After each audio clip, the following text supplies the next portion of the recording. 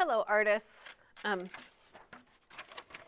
I told a couple of my classes that I would show you about one way to use the white colored pencil. Excuse me.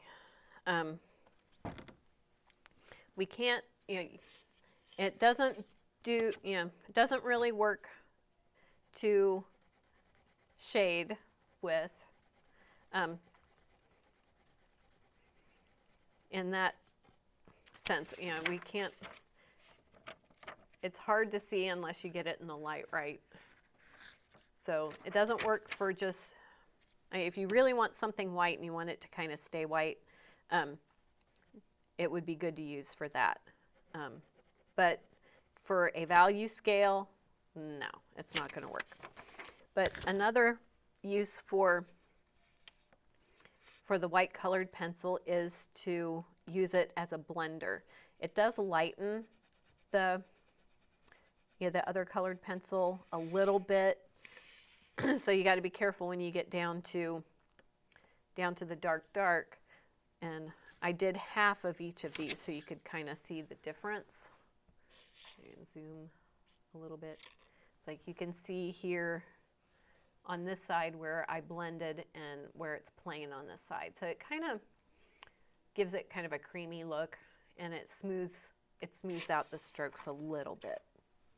And you can see it on the purple there. So I'm gonna start up here. And I had kind of forgotten about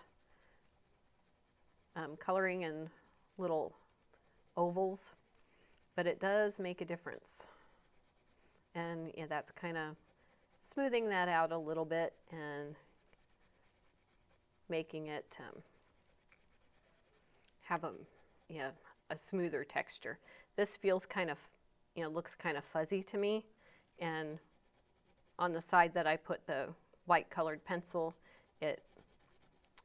it's a little less fuzzy looking. So it all depends on what you want, but you can consider that for part of your final project. We'll do half of the green. We can still see some of the strokes in there, but it does kind of smooth it and helps fill in some of the little white speckles that might be left from the texture of the paper. So as promised, short video, and you can use it on any color. I just happen to do those.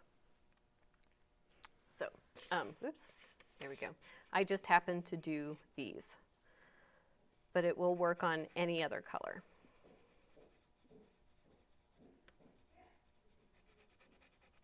So there you go.